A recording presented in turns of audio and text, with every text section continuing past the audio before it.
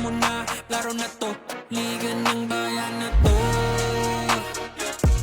Mga kabataan na sugod, junior, MPBL para sa'yo.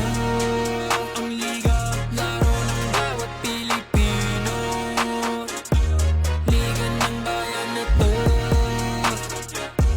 Mga kabataan na sugod, junior, MPBL para sa'yo. Ang liga, laro ng bawat Pilipino. Liga ng bayan na to. Junior MPBL, ang liga ng bawat batang Pilipino.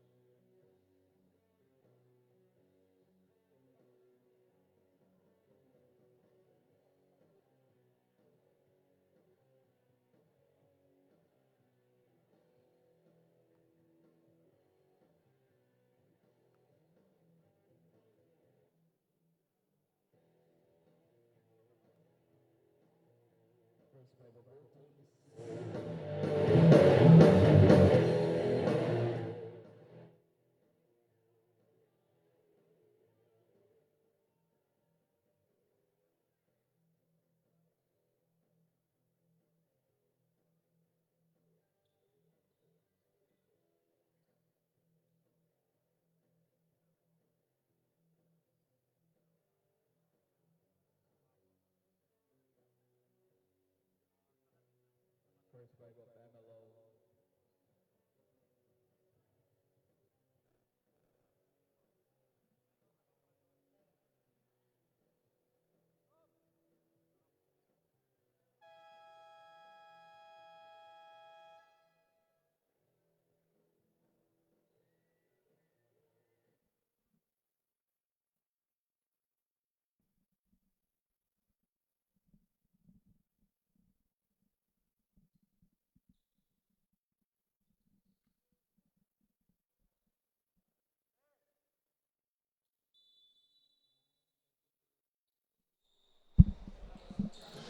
Good afternoon, ladies and gentlemen. Welcome here inside the Divine Light Academy dito po sa Las Piñas City para sa ating Junior MPBL Pocket League Season 2. First game of 4. It will be the battle between MLO Basketball and Davao Microsmith. Hello again, ladies and gentlemen. Charles Beichong here. Maya-maya makakasama natin Hans Galeria. First possession goes to MLO Basketball. Yun nga lang na turnover nila. One dribble, the pull-up won't work for the boys in blue, or boys in red rather. Lucero, swing. Davao Microsmith underneath, and it's good. First basket for this first game of 4. Simon De Leoz. There's a steal by the white shirts. The reverse, no good. Laureano. Great interior defense by MLO Basketball. Ganda ng pasa.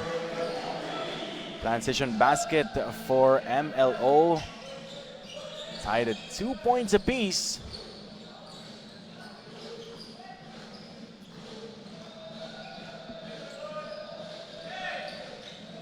Eight minutes, 30 seconds remaining. Bola ng Davao Smith.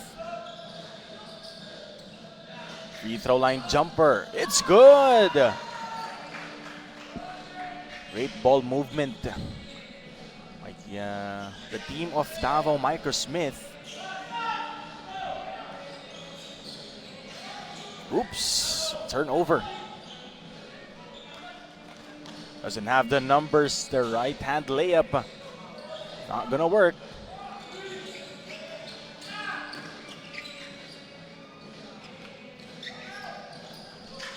Laureano pa din.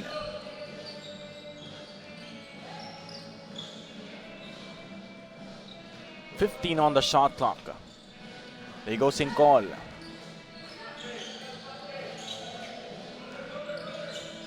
Hesitation, the penetration, the drop. Napaganda pa for Davao Smith.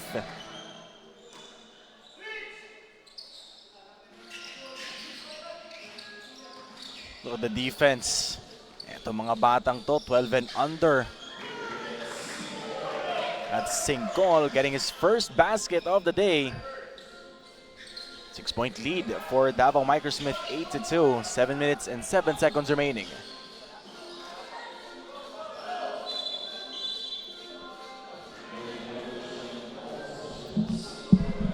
Isa pong commentator sa kabila pagkagaling.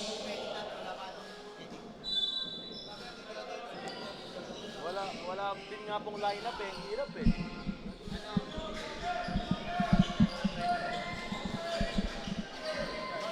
$6:50 remaining dito sa ating first quarter.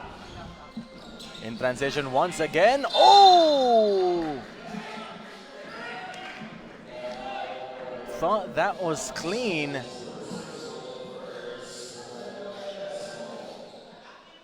Pero may foul, says the referee.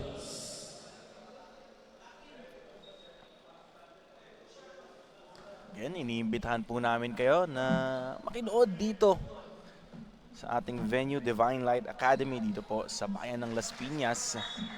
Hindi naman kayo makakapunta, dyan ang ating streaming platforms, Facebook and YouTube, Junior MPBL Pocket League. Mamili na lang po kayo dahil meron ding Pocket League doon sa kabila, doon sa SM South Mall. Lapit-lapit lang din dito.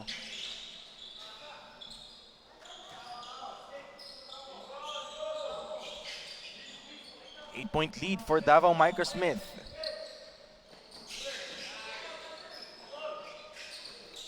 Again, the pressure defense at may agaw na naman. Itong sila Sincol. Ganda ng iwan, papunta rin sa kanyang kakampi. And a timeout has been called by MLO Basketball. The lead has ballooned to 10 points, 12-2. Domo-domo timeout.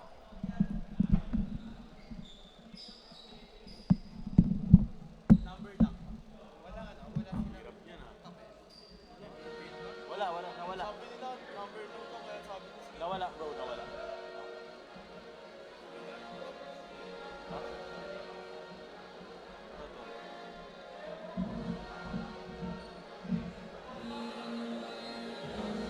Line up.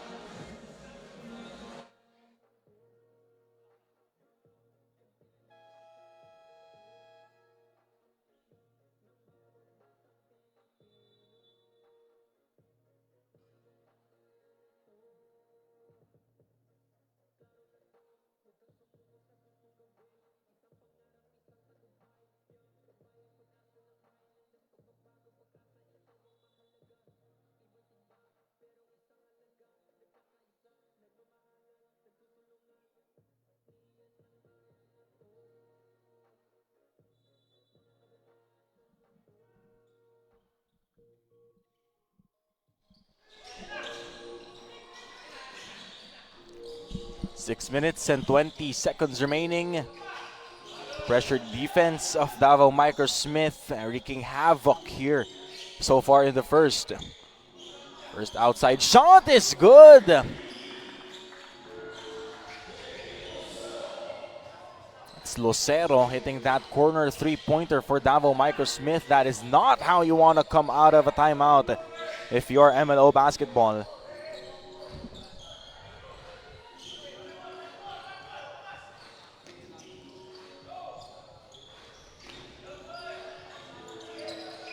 They get a stop etong MLO Basketball, but a counter steal by Singcol. Hindi nga lang papasok yung tira niya na yon, but they get the offensive board. Going all the way, and there's a foul.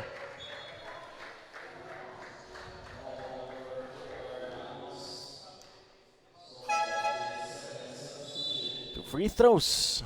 Chance to extend the lead even more. Di nga lang pumasok yung una.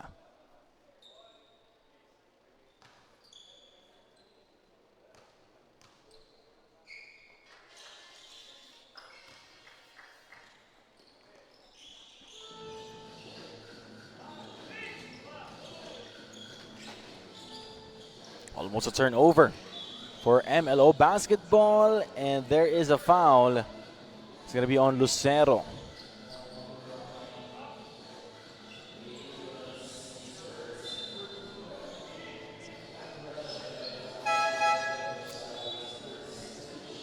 (16 to 2).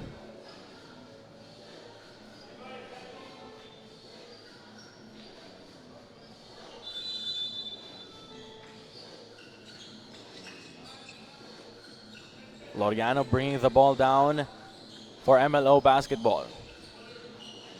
Still a single field goal pa lang ang naibubutas nila dito, and they turn the ball over. The layup is good off from defense to offense.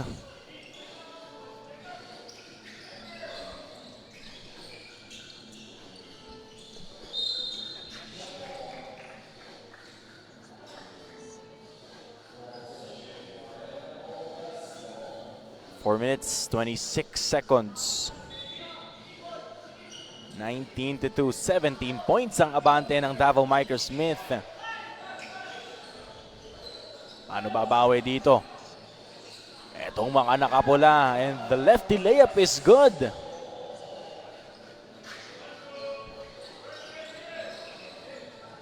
That's Soto.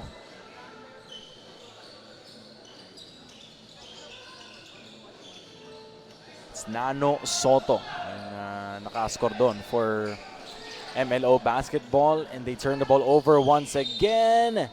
And there's going to be a foul. Two free throws once more.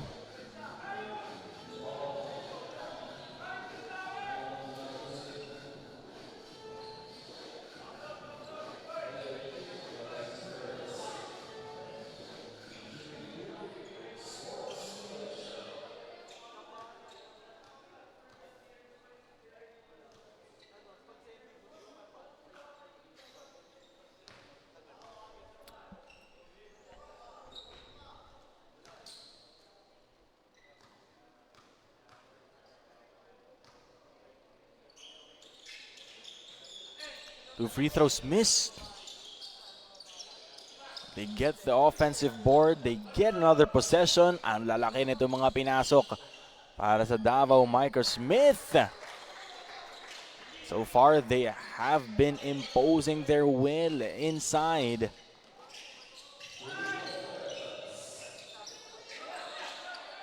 Ikaw mo yung depensa nitong Davao Microsmith. Talaga namang pinapahirapan ang MLO Basketball. Nano Soto. Traveling violation is going to be called on Nano.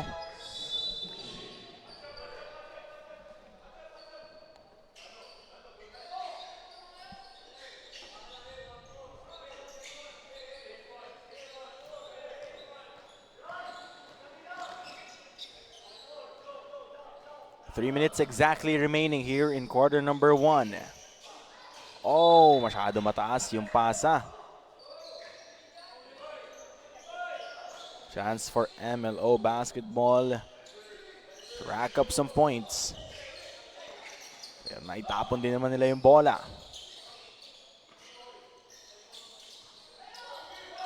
Soto being doubled. Laureano. Agaw na naman, pang ilang steal na ba yan? Itong Davao Microsmith.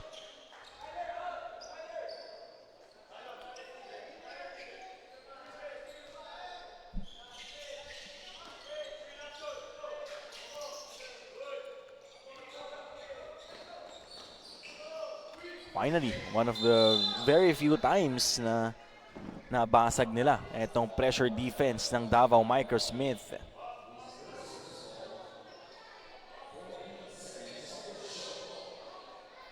14 seconds on the shot clock. That's less than 2 minutes remaining here in quarter number 1.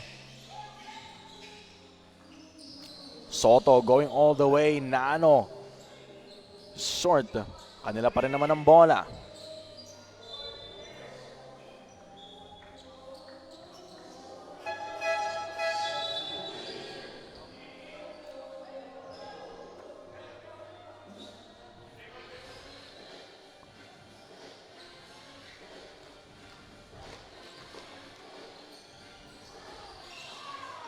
Going all the way.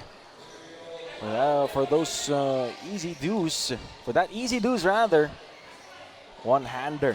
Extending the lead to 19 points.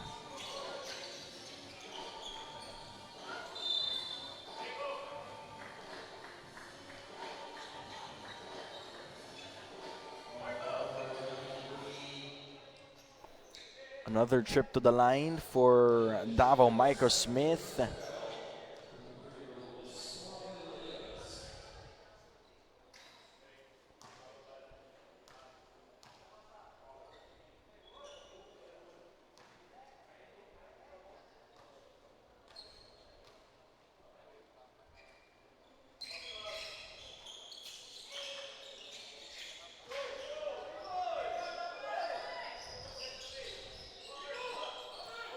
Less than a minute remaining dito sa ating first quarter.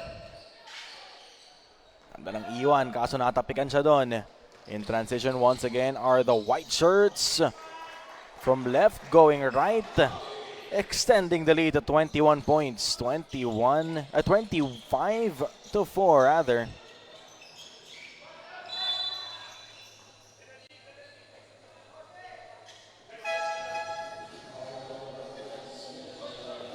Nasa penalty na etong Davao Microsmith. Third team foul pa lang.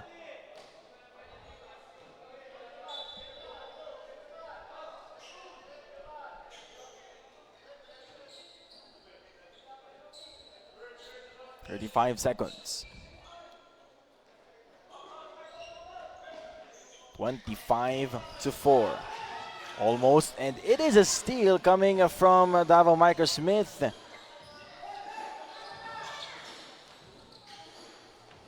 Great drop inside to the big boy.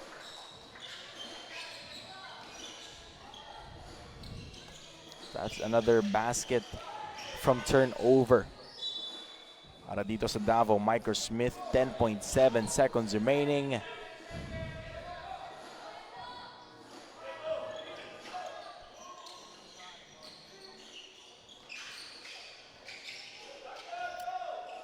Nine seconds.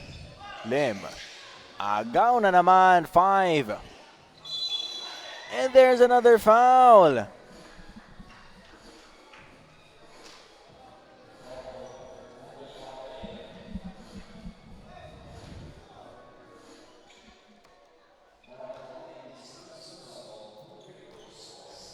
.6 seconds after these two free throws.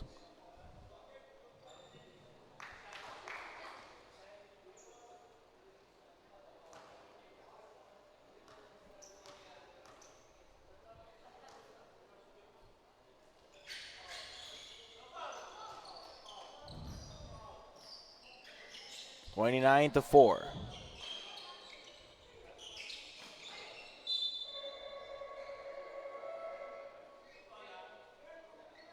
0.9 seconds remaining.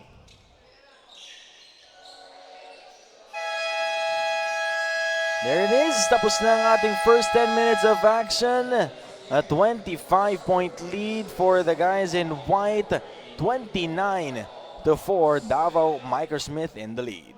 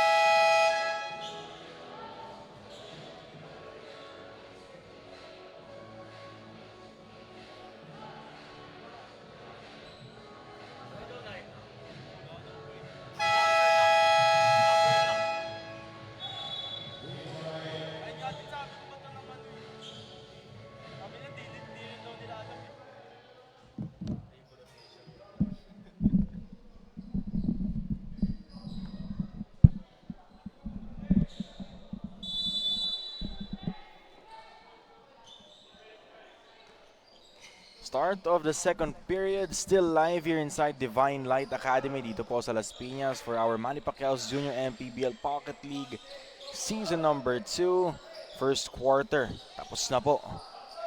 29-4 is the score after first 10 minutes of action. 25-point lead for Davao Microsmith. And they commit a 24-second shot clock violation.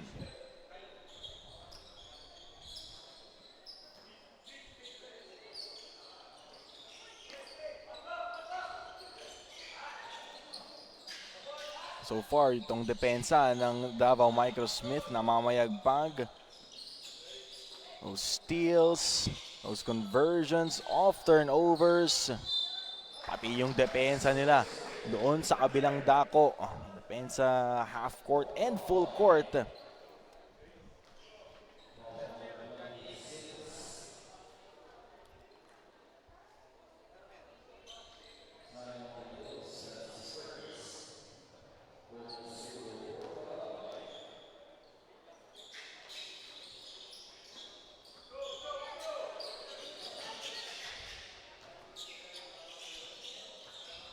Lucero, the gather, the drop. Nano Soto with the board.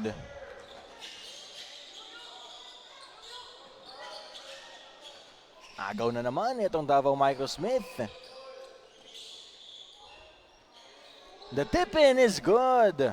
Extending the lead to 29 big points. One more point, tapos hindi na sila pwedeng mag-full court pressure.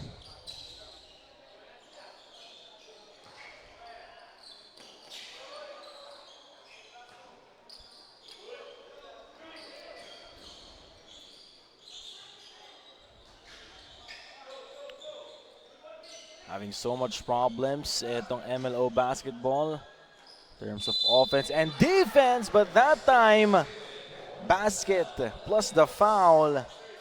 Finally, after almost 10 minutes of scoreless basketball, nakabutas na ulit itong MLO Basketball.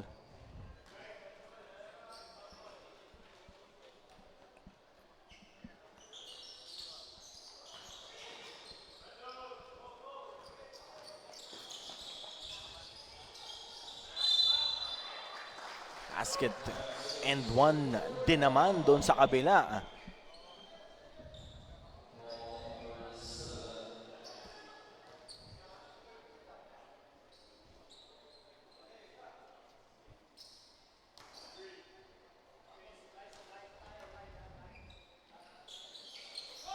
Hindi nga lang pumasok, bonus free throw. Kanya pa din, offensive rebound.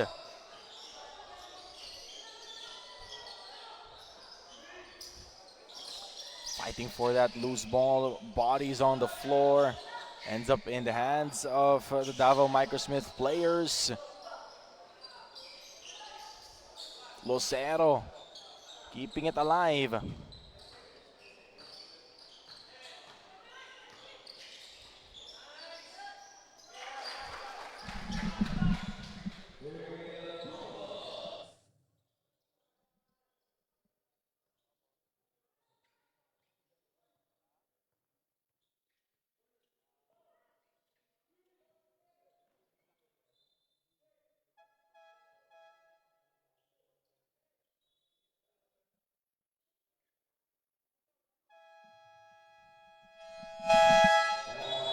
7 minutes and 3 seconds remaining. 37-6, a 31-point lead. Domo Domo timeout.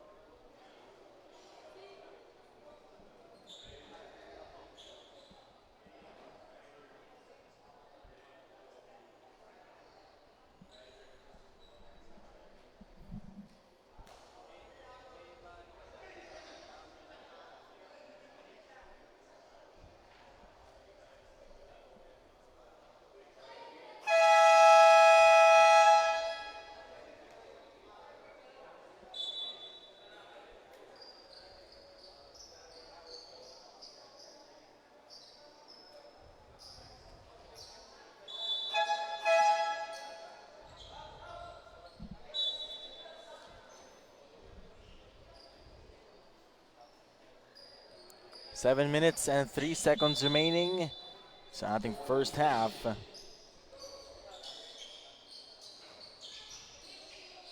De Leon's huli.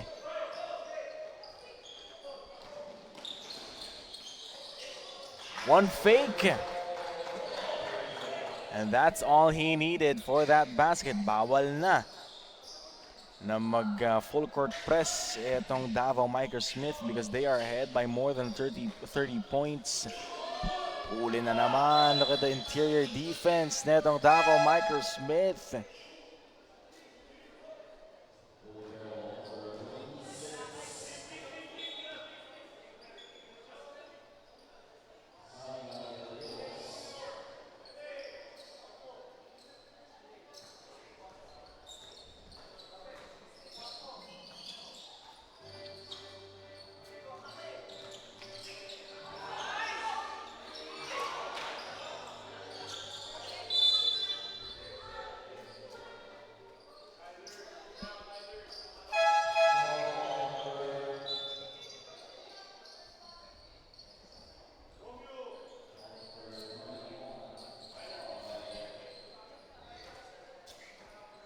.550 remaining sa ating second period.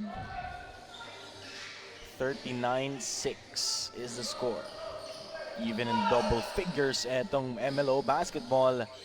Dahil sa depensa, Nano Soto na depensa ng maganda. Oops. Extra steps.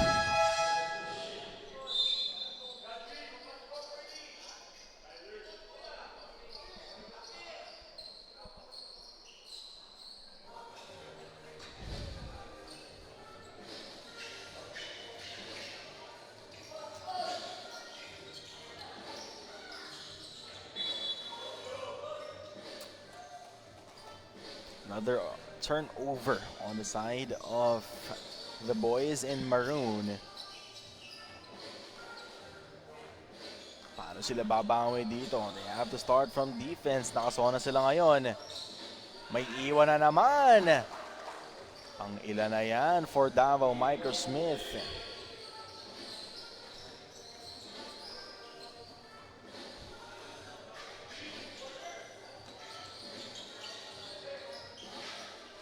There's another steal. He goes out of bounds. Balik ang bola dito sa MLO Basketball.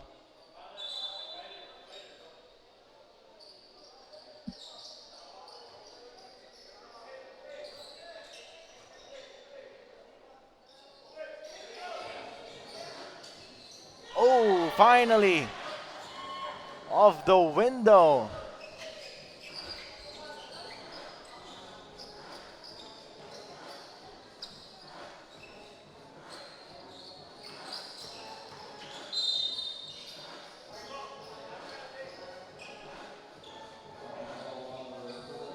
(41-8) after that basket.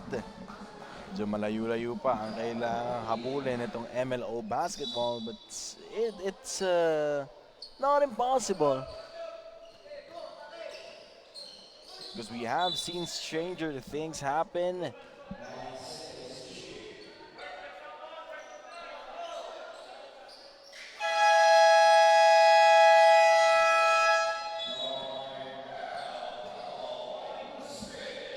have a timeout. Timeout by Davao Micro Smith. 3:47 remaining. Domo Domo timeout.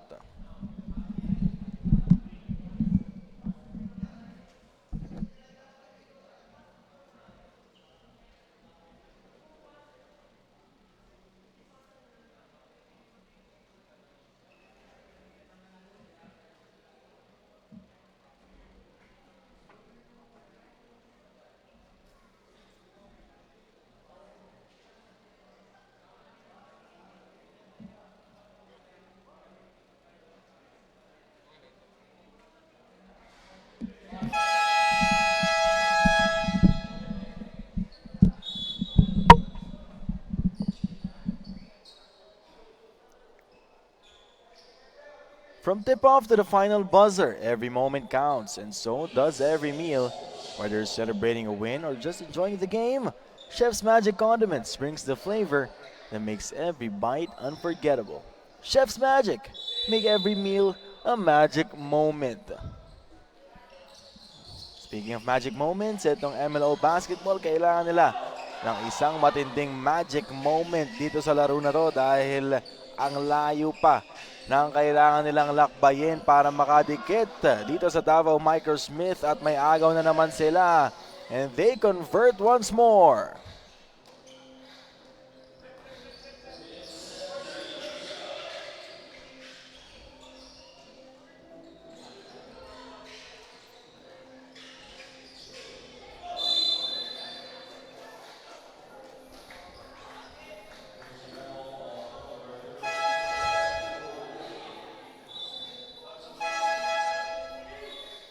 Three minutes, 10 seconds remaining. 35-point advantage for Davao Microsmith.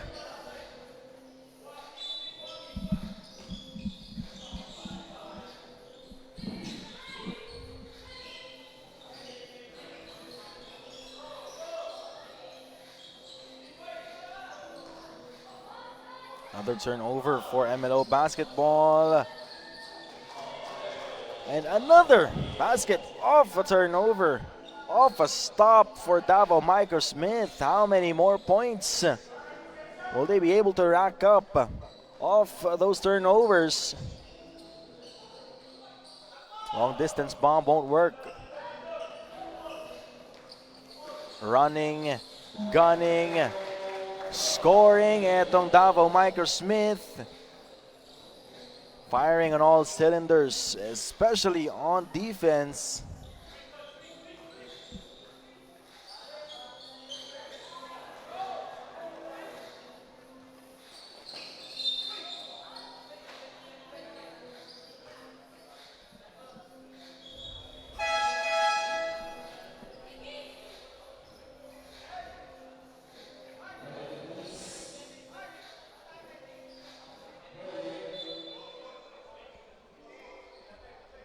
Oh, someone's down. He's going to be attended by our medical personnel in just a bit.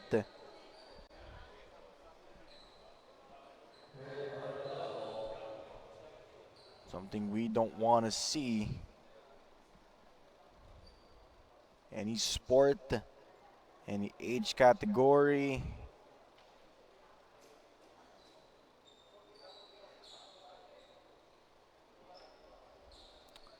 It's not good to see.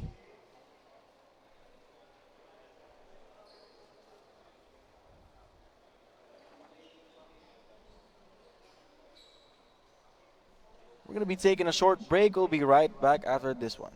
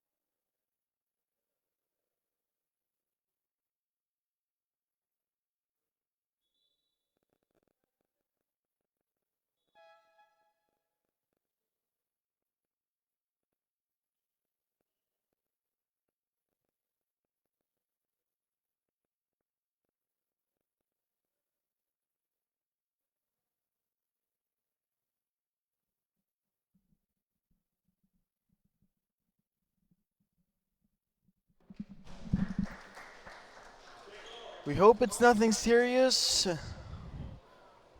Lalo na 12 and under division tayo. Speedy recovery. Parang natapilok yata. 2 free throws drained. 40-point lead.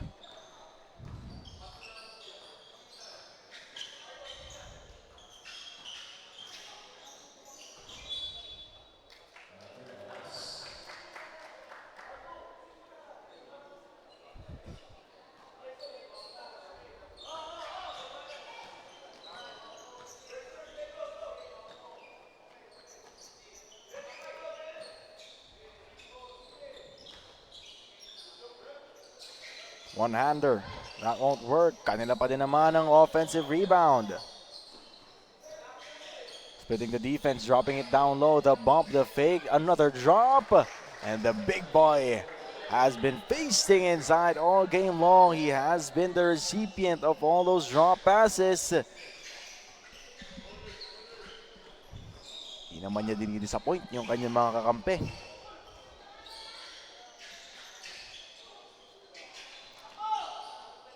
Meron pa siyang butata dito, pero nakuha nitong MLO Basketball. Nano Soto converting finally for MLO Basketball.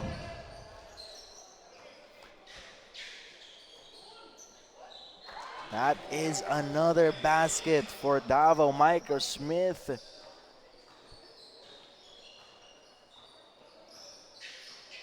(53-10) is the score. 30 seconds remaining. Only one crack at the basket.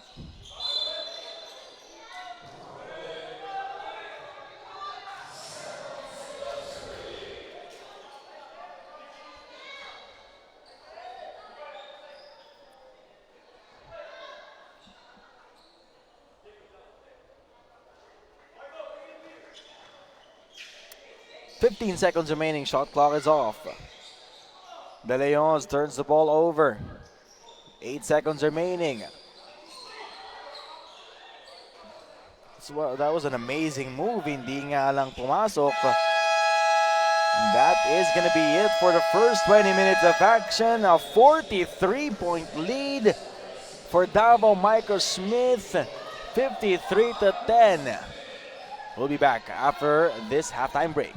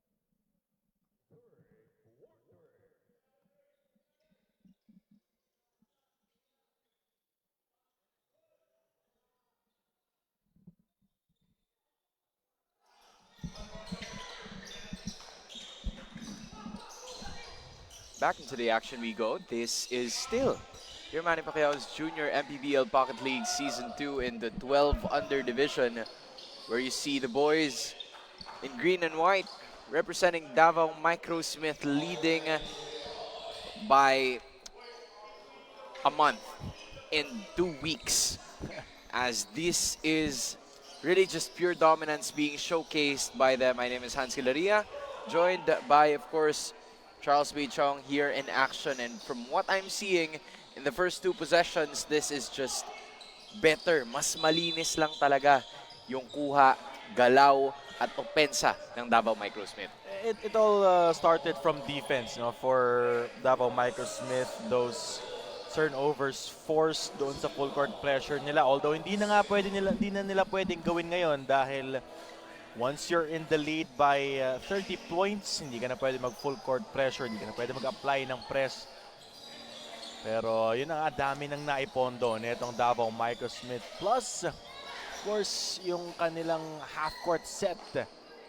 Nakakabutas sila na nakakabutas.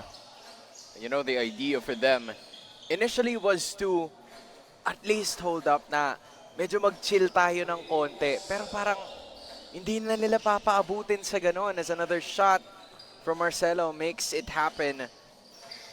This is quite a dominating performance, plus a lot of fundamental errors galing sa kupunan that has been trailing so far. But from tip-off to the final buzzer, every moment counts, and so does every meal. Whether you're celebrating a moment or simply enjoying the game, Chef's Magic condiments bring the flavor that makes every bite unforgettable. Chef's Magic, make every meal a magic moment. It is MLO Basketball, trailing big time, and man, this is just a really solid performance. And that was Mateo Carpio, of course, picking up where he left off in that first half. Crossover from the right to the left, and then that one-hander. Gaya nga nasabi mo kanina, fundamentals. Never forget it. Hindi naman nga nakakalimutan ng Davao Microsmith yon. Walang kaarte-arteng basketball yung pinapakita nila right from the start. That's how it's supposed to be. Hence, this big of a lead for them. That is how it should be displayed so far. Another attack, another shot. It does not go in for Villar, but an offensive rebound. Latag na naman, De Leos misses on that, and it will go back patungo sa Davao Microsmith. They're giving so many problems for MLO to handle. Actually, yung possession na yun for MLO Basketball, bihira mangyari yun na makaka-offensive rebound sila. That time, 2 offensive rebound, pero hindi nga lang nakakonvert. Pero it's just a matter of time before they do. We're talking about conversions, and that was Lucero landing on a 3. An assist na galing dito kay Carpio increases their lead even more. A 50-point advantage. An advantage point, Villar. Pangalawang subok niya na yan. From 3-point line, right on this right side. Pero just couldn't convert and unable to find this footing. But from what I saw earlier, kanina nung first half, hindi man lang sila makatira. Ngayon, they're getting their shots up. It's just a matter of conversion na lang for them. Again, only a matter of time before they convert their baskets or their shots. At least ngayon may chance na, no? Compared to na. the last time, we're looking at Carpio as of the moment. Almost caught for a traveling violation, pero bubuhayin pa rin nila yan. Now the attack, a drop, a shot. Almost an end one, but it will not happen. So the ball will stay with Davao with a free throw to go. Compared to the pressure that you probably saw, this is like 4 or 5 levels below that. Yung nakikita nating depensa ngayon mula sa Davao Microsmith. And they have every liberty to do that. Ay kanina, siyempre hindi pa sila lamang ng 30 points. Eh dito nga sa Pocket League, pag lamang ka na ng 30, hindi ka na pwedeng mag-apply ng full court pressure. So medyo nag-die down na yung intensity ng depensa nitong Davao Microsmith. Full court ha, pero yung half court defense nila nando doon pa rin naman. Yeah, like once you get to this part. Just like that. Kikitain ka ni Lucero, who passes it to a teammate, and that right there is another shot made by Mateo Carpio. From defense to offense, just dominating is an understatement. Oh yeah. All statistical categories. Tila nandun eh. But it's still a good sign, you know, for a team that this young, nakakakuha sila ng 3-point shots and it's reaching the rim. Because like, it's a 12-other division. Sure, meron mga moments na papakiramdaman mo talaga kung paano sila gagalaw. But at the end of it all, you just play. And I think for the coaching staff, that's just what he's trying to tell his boys as of the moment. I think what you're trying to say is meron pang mga physical limitations dahil nga 12 and under pa. Kumbaga, yung 3 points, hindi pa ganun kaswabe yung stroke nila. Medyo push shot pa lahat. Yup. And as opposed to, for example, the 16 or 18 and under division na they can shoot on top of their heads. It's normal. 12 and under division. Ito, tiga mo yung pinasok for Davao Microsmith. Number 34, it's Lim. I believe he's got 10 points already. Walang dribble yon, laging penetration, laging creation lang ng mga kanyang teammates. As pwesto lang siya kung saan siya makakascore, ititira na lang niya. We're gonna find more of that in the latter parts of the third quarter. Pero sa ngayon, another shot was made by Davao Microsmith. Minimal pressure and MLO. Sure, they're out by a bit, but they can at least put up a fight on the defensive end. Another miss. Takbuhan na naman sila ngayon. Carpio leading the pack. And that is gonna be an easy 2. I think for MLO Basketball, when you miss, it's so important that you run back on defense. Para hindi ganun yung nangyayari kasi ang dadalihin ng nagiging baskets for Davao Microsmith. And look at this. Just the usual drill. Just like what we do in training. Put on focus, put on pressure. That is the essence and nature of Davao Microsmith as they lead by their biggest. It's 7-2 to 11. Hindi ako mapaniwala sa scoring nila mga...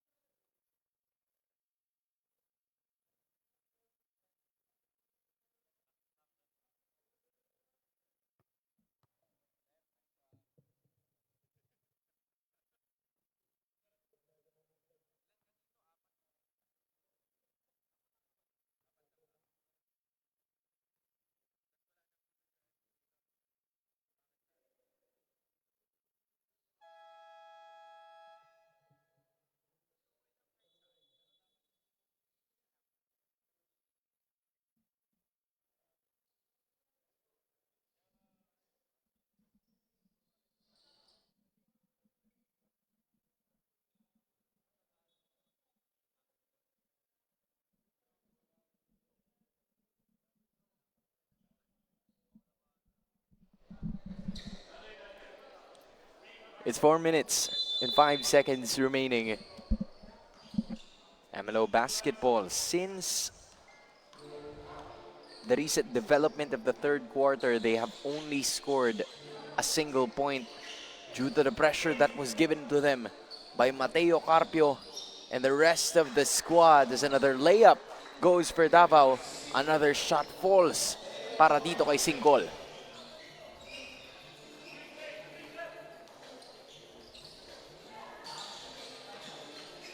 You know, for a team that has held most of the possession dito sa ball game natin ngayon, sa second half, yeah, MLO Basketball has had some shots, pero the field goals are not really happening for them. It's not a matter of execution for them. It's a matter of conversion. They're getting open looks na ipapaikot na nila yung bola ngayon. Kanina, they were heavily relying on Nano Soto, number 4 for MLO Basketball. I believe he's got 6 points already, pero walang nangyayari dun sa kanilang half-court sets. There it goes again. Another shot was made by Davao, increasing their lead bit by bit. It's like there's an 80% chance that this team wearing green and white are going to be converting on their points whenever and wherever they want it. Here's Soto now, being hounded by the defense. Laging may kinikita. Meanwhile, a shot, very difficult. Soto is fouled. And he will go to the line. A bit of a breather para sa MLO. Just great positioning inside the court for Nano Soto. Dinadala niya yung sarili niya dun sa mga pwesto sa court na pwede siyang maka-offensive rebound. That time, nakakuha naman siya. He earns a trip to the line. That's why you always assume that your teammate is gonna miss his or her shot. Para pagka yung opportunity for an offensive rebound presents itself, nandoon ka. Tsaka makikita mo yung body language nila, no? Hindi ganun ka-apparent na malaki yung epekto sa kanila ng lamang na to. Sure, it's probably gonna put an effect on them tremendously. Pero hindi naman ibig sabihin on that the play is already gonna be over. Just because you're down by 50 means that the game is no longer, playable. Pwede mo pa rin namang laruin yan at ipakita kung ano yung kaya mong gawin. As unfortunately, Soto misses on that one. Carpio settles with the shot, won't go. But they got an offensive rebound, miscommunication, balik sa MLO ang bola. One of the very few times na hindi makaka-convert ang Davao Microsmith in transition especially. Pero hindi ka pa rin magagalit kahit sumag-play sila kasi nakikita mo ano doon yung intention Maximum effort din sila upon crashing the glass. Shot there, not gonna go. Still, the field goal, the first field goal in the third quarter is quite missing. No look pass patungo kay Mateo. Soto retrieves it. Now they're gonna be on the run. Lim bringing it down, or should I say, another teammate of his. Now here's Lim, shoots a three. That finally goes in, and MLO will get a bucket for themselves. That's their second three-pointer of this ball game. In 3 points, maybe that's an aspect or an avenue that they can explore in order for them to rack up some points here in this ball game. And as per usual, that was another shot made para sa Davao Microsmith. Minimal options for them to take over and control. And Carpio, there it goes again. I wonder how many steals he's had in this game. But one thing's for sure, he has a lot, and he also has a lot of points. Most of those points coming from steals, points off of turnovers. I'm not gonna be surprised kung siya ang Chef's Magic Best Player of the game. Another three from Lim. Where has he been? They gotta need more of that. As MLO picks up on their slack, gathers 9 points. Way better than the first half combined. Davao Microsmith still having an insurmountable lead, but for MLO, this is something that they could look forward to as we head into the fourth quarter.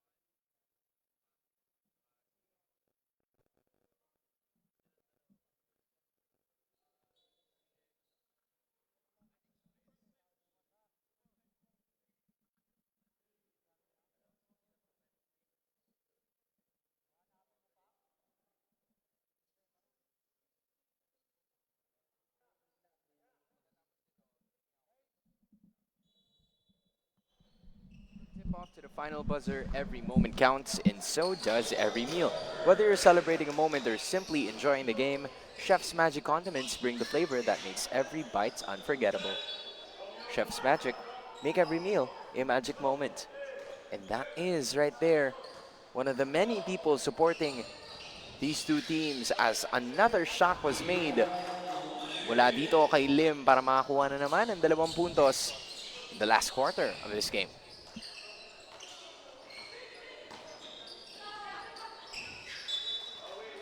And a costly turnover that has been there.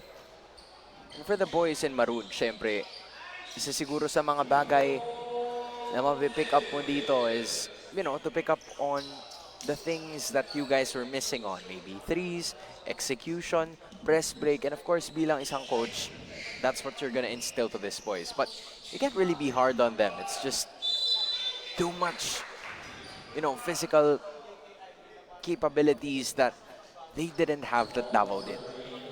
That's also, I guess, itong Davao Microsmith, matagal na kasing programa to.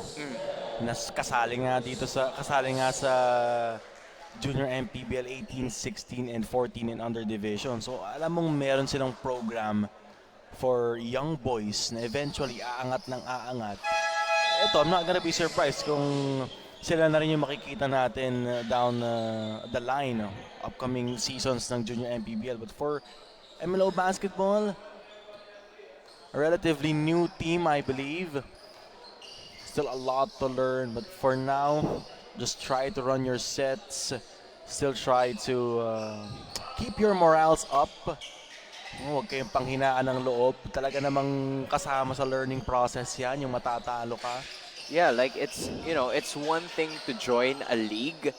It's another to join Junior MPBL. Yep. Right? So you can expect na magkakaroon ka talaga dito ng mahihirap na kompetisyon. And for MLO Basketball, this may not be the idea or the result that they wanted, but they will get all the experience that they need for future purposes. Na pag may inexplain or pinaliwanag lalo si coach, then this is gonna mean that there's something more to improve. This is also a reflection of MLO as De Leos gets another pointer for himself.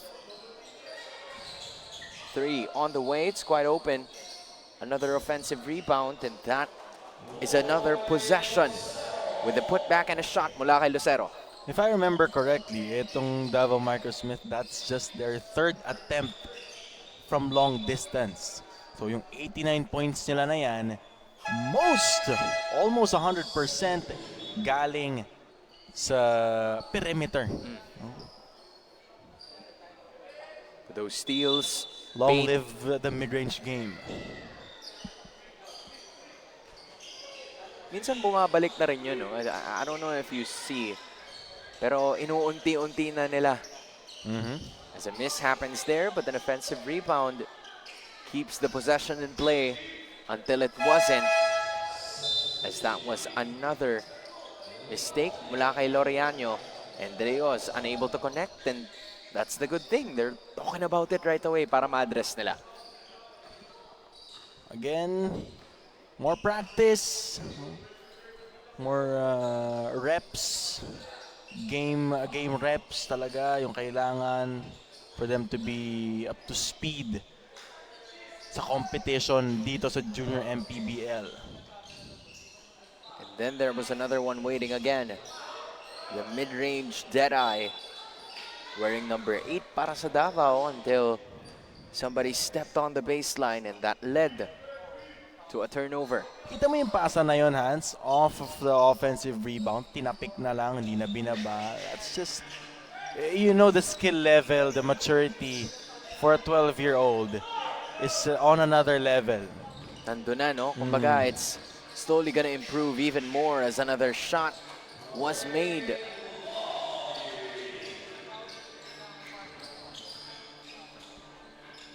Everything going the way that Davao Microsmith wants it to so far in this competition. Pero yung isa naman sa mga bright spots nitong MLO Basketball na si Soto just couldn't convert on that. But he's been making something happen. Parang hindi pa yata siya nilalabas ngayon, itong si Nano Soto, as far as I can remember, if my memory serves me right. Yeah. Until now. Hindi, parang nilalabas na siya. Until now. Uh-huh. Get their well-deserved rest. So the head coach wanted to test out or magbigay pa ng mga experience dun sa mga hindi niya masyadong nabababad na players.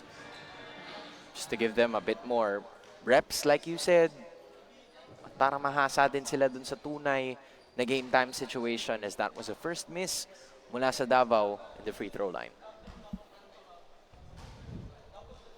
That's a good move from the head coach of MLO Basketball. Alam mo na eh na this is not gonna go your way. This game's not gonna go your way. You're not gonna get this win. Pero yung team moral, di ba, na lahat kayo nakalaro, lahat kayo nakaapak sa court. Malaking bagay na yun for 12 years old, for a 12-year-old. That's a three. You're talking about it being such a big thing, and the threes dropping para sa MLO is definitely a big deal for them because it gets more points on the board.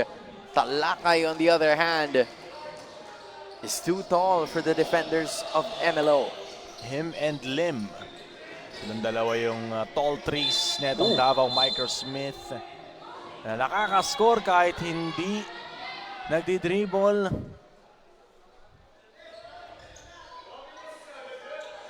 Loreano obviously just not in the best position. You kind of feel the frustration right away. And you know, just like how kids are, when you kind of do something in a manner that's not a pretty good module, if you're surrounded by parents, you're probably gonna get an earful from them. Yep.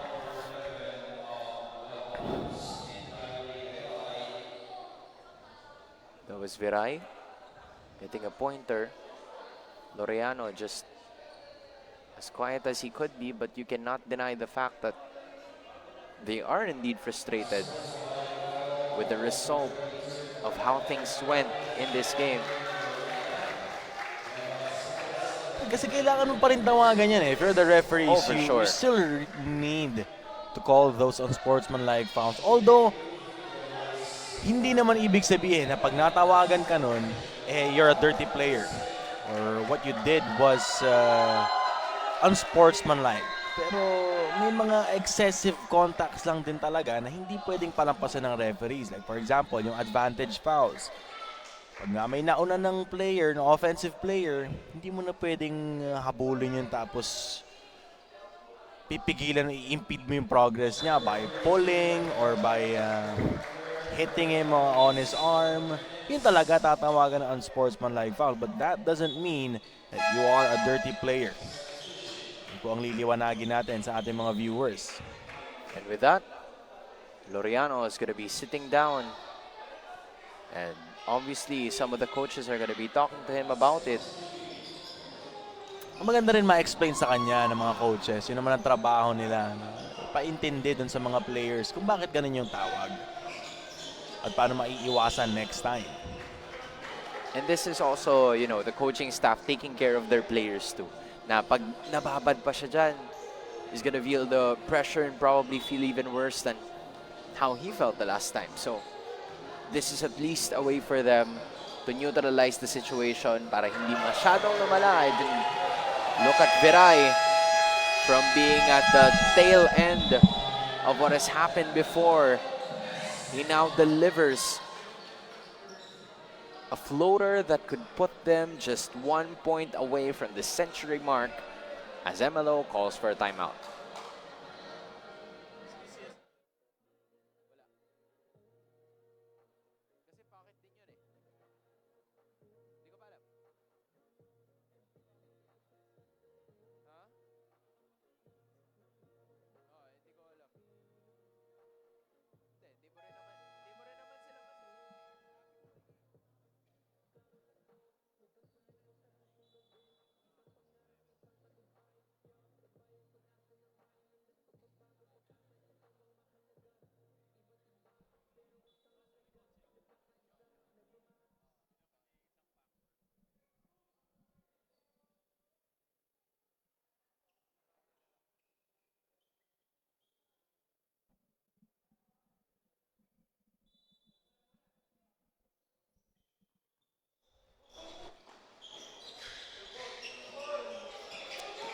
nearing the last 4 minutes and 13 seconds. The team's now at the bottom. Viray getting another steal. MLO getting it back. Tapos si Carpio naghihintay lang pala sa likuran. Gives it. Swat by Nano. Now they go to Viray. Leaves it again. Both teams scrambling for the basketball. And we will finally have a breather as a turnover is committed by Davao. You see the hesitation by Viray. Hindi nga, masyado nga lang mababa yung pasa dun sa kanyang kakampi na si Lim. It's not every day that you see 12-year-olds pulling a hezzy. Then there it goes. Soto misses. There's Lim, who's hit 2 3-pointers. Comes up short in that one. Viray slowly treading it down. Gives it to Talakay, who's the big guy at the bottom, who's unstoppable. And they finally hit the century mark. A 76-point lead. Davao Microsmith. Quite an impressive run from what I would say is an all-star composition. Viray thought about it. He's gonna ask for a screen from Talakay, decides to take it again, and there it goes. Multiple points for Viray in this fourth quarter. His first three-pointer of the game. Top of the key, created separation. Nakita niya, umander yung kanyang kalaban. Wala ka ibang gagawin doon, o di itira kung meron ka naman shooting. Speaking of shooting, there was Soto getting some buckets on the board. As that is another pointer para sa kanya. He may have already hit it, double figures dito sa laban na ito. So at least that's something that if your MLO is gonna be looking forward to. Sniper not gonna be there just yet. Swat from here on out, but this is the last 2 minutes of this fight already. Just a few more timeouts ang itatawag at iaatas ng MLO. They're gonna talk things over before the end of the match.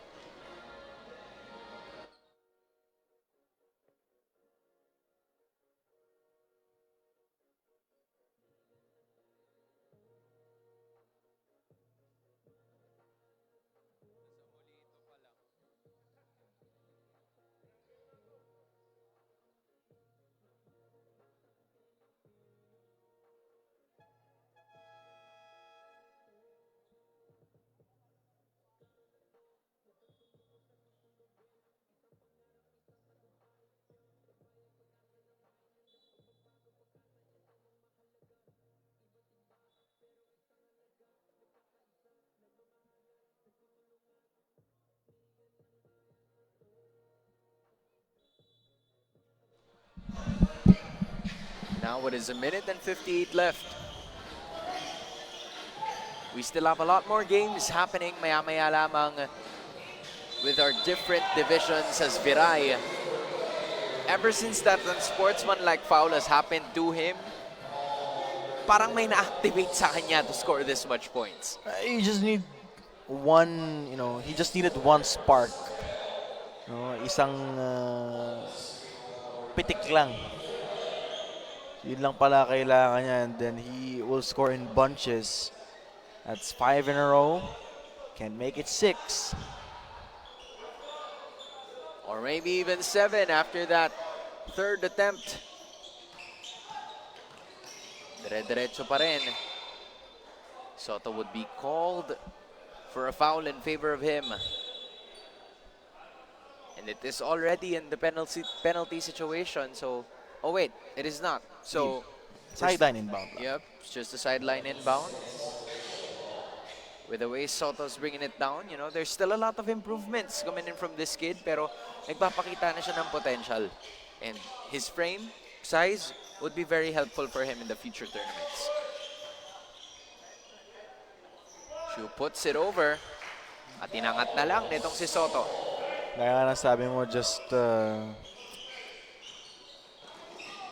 skill, yung height, he has the tools, he has the qualities to become a great player. Basta ma-training lang din ng maayos. And of course, his discipline. That was another point. Very unselfish basketball from Davao Microsmith. Continuously putting on the pressure, even though it's already seconds away from finishing this game up. Mateo Carpio getting another pointer in their favor. Mateo Carpio just being on the receiving end of those steals kasi bumababa siya agad, and yung ano rin naman, yung forward passes nitong Davao Microsmith nandoon din lagi. Ibig sabihin na ensayo nila yon. Carpio on the other hand will toss it to Viray. Back to Carpio. Parang nagkahiyaan pa yung dalawang magkampi. And it's just like a drill, Charles. That's how you want it to happen. And with just a few more seconds remaining and no more time on the clock, Davao Microsmith getting a 113-29 victory in favor of MLO Basketball. This is just pure domination from the boys in green in the 12 under. It all started from defense from them, right? From the bat, noong pagsimula pa lang ng laban natin, yung kanilang full court pressure, it was there. Half court defense, it was there. And then, yung conversions nandoon din of the steal, of the defensive rebounds. Nothing we could say more for Davao Microsmith. They have completely obliterated etong MLO Basketball here in this game. As the movie would say, it's everything, everywhere, all at once, and we're gonna be talking to them even more. Pero para sa lahat ng ating mga manonood, we still have a lot more games that are basically gonna happen dito mismo sa Divine Light Academy sa Las Piñas. Kaya naman sa lahat ng mga nakaantabay dyan, please stick with us because the Junior MPBL Pocket League Tournament is still ongoing. We still have a lot of matches ready, in store, and prepared para sa lahat ng ating mga manlalaro.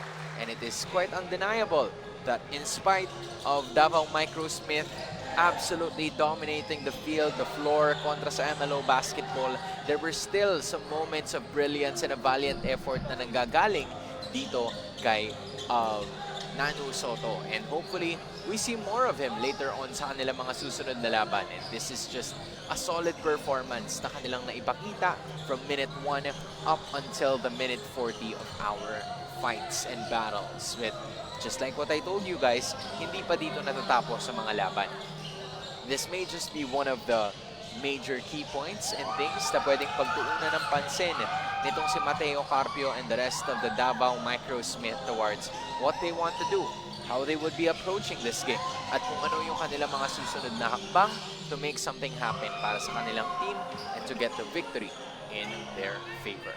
Again, we still have a lot of sponsors awaiting each and everybody of us, and masaya po kami na lahat ng ating mga teams ay nagpa-participate ng tuloy-tuloy, continuously showcasing how impressive it is to be part of such a monumental moment para sa kanilang kupunan. And for Davao, I believe they are still undefeated in this current Pocket League. And now, makakausap natin sila kasama ang ating reporter na si Charles Bicho.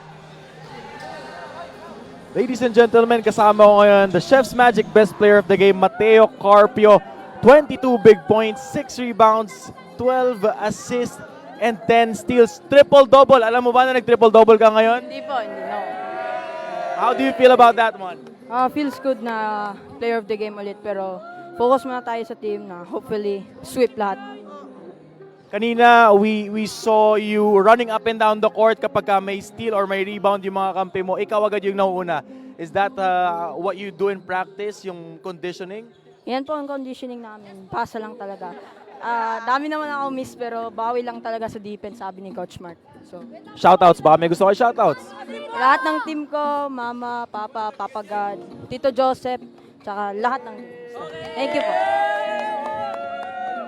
Alright, there you have it, ladies and gentlemen. The Chef's Magic Best Player of the Game, Mateo Carpio from Davao Microsmith. Wag po kayong alis, magbabalik po ang Manny Pacquiao's Junior MPBL Pocket League Season number 2.